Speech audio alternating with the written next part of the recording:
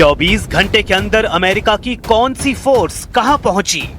24 घंटे के अंदर अमेरिका का कौन सा जंगी बेड़ा कहां पहुंचा? 24 घंटे के अंदर अमेरिका के कौन से फाइटर जेट कहां तैनात किए जा चुके हैं? और डोनाल्ड ट्रंप को क्यों बोलना पड़ा कि उनके जनरल डैनियल केन को लेकर जो भी खबर है वो फेक न्यूज है? ट्रंप ने कहा है कि जनरल डैन केन ईरान से युद्ध के खिलाफ नहीं है, और युद्ध हुआ तो जनरल केन का भी मानना है कि अमेरिका आसानी से जीत जाएगा।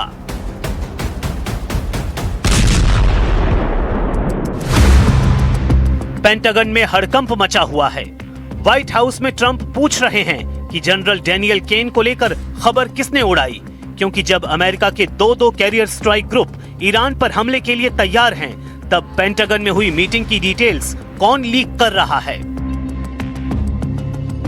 And I've seen a lot of sensationalist reporting over the past day that is just completely untrue. And anyone speculating to the media, hiding behind an anonymous source, pretending to know what President Trump is thinking or a decision he will make with respect to action against Iran has no idea what they're talking about.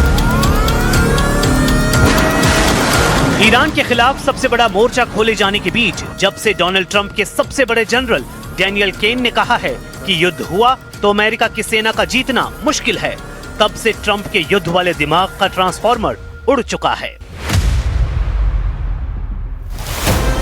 Iran से युद्ध Trump के दूसरे कार्यकाल का सबसे बड़ा फैसला हो सकता है, और अगर इस युद्ध में अमेरिका को मुंहतोड़ जवाब मिला तो ट्रंप के साथ साथ पूरे अमेरिका का युद्ध वाला रिकॉर्ड अरब सागर की गहराई में टुकड़े टुकड़े होकर डूब जाएगा।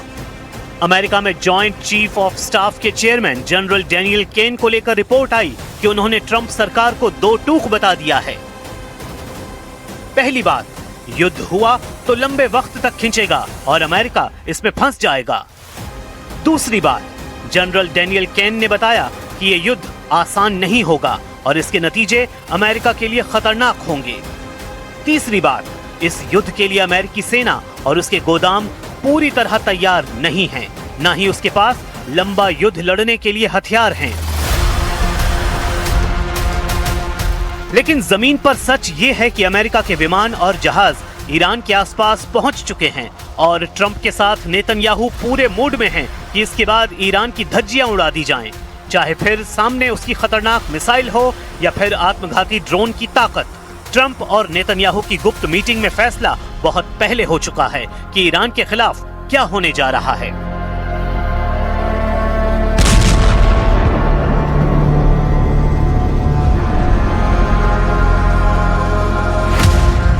ईरान पर हमले के लिए दो एयरक्राफ्ट कैरियर तैनात हो चुके हैं।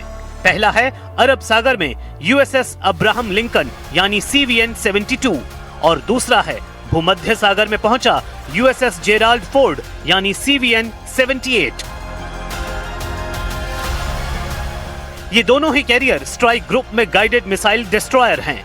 बाकी सप्लाई शिप और परमाणु पनडुब्बियां भी हैं, लेकिन ईरान में कोहराम मचाने के लिए इन दोनों जहाजों पर अमेरिका के फ्रंटलाइन फाइटर जेट्स तैनात हैं।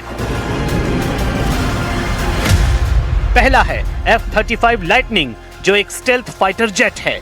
दूसरा है FA-18 सुपर हॉर्नेट जो अमेरिकी नेवी की सबसे बड़ी हवाई ताकत माना जाता है। ये दोनों जहाज लगातार दोनों कैरियर से युद्धाभ्यास कर रहे हैं, ईरान के आसपास के आसमान की निगरानी कर रहे हैं। इतने बड़े पैमाने पर फोर्स घुमाने का मतलब है कि युद्ध की तैयारी पूरी है, लेकिन रिजल्ट क्या होगा ये तो ईरान के पलटवार के बाद ही समझ आएगा।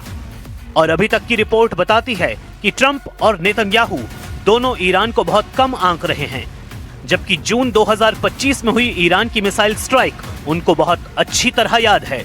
यही वजह है कि अमेरिका अब खाड़ी देशों में अपने सैन्य अड्डों को लेकर बहुत ज्यादा अलर्ट हो चुका है। अमेरिका 20 से ज्यादा टैंकर विमान जिसमें KC-135 और K-46 शामिल हैं, ये तैनात किए जा चुके हैं। अमेरिका के KC-135 जैसे टोही विमान और E-3 सेंट्री अवॉक्स विमान भी ईरान के आसपास पहुंच चुके हैं। वहीं ईरान भी सिग्नल दे चुका है कि इस बार उस पर हमला हुआ तो पूरा पश्चिम एशिया जलेगा। इजराइल और अमेरिका के अड्डों को तो पूरी तरह तबाह कर दिया जाएगा। यही वजह है कि ईरान पर नजर रखने के लिए ट्रंप पूरी ताकत झोंक रहे हैं और इसके लिए खाड़ी देशों में अमेरिकी अड्डे सुपर एक्टिव हैं।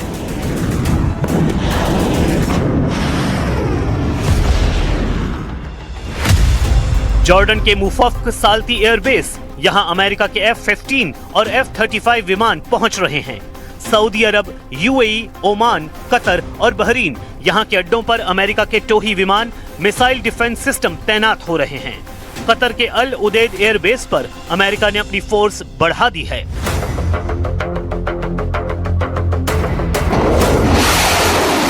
लेकिन कुछ खबरें और भी हैं।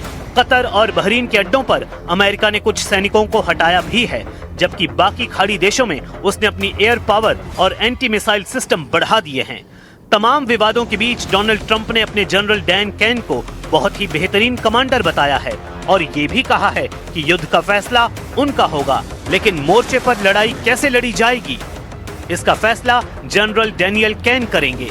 सवाल है कि अमेरिका अगर युद्ध में कामयाब हुआ तो ट्रंप सेहरा अपने सिर पर बांधेंगे।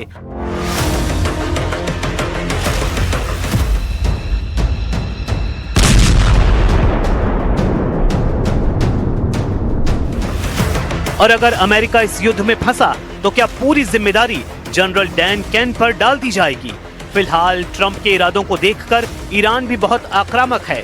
बातचीत के दौरान ही ईरान ने कई युद्धाभ्यास कर लिए हैं और कई पाइपलाइन में हैं।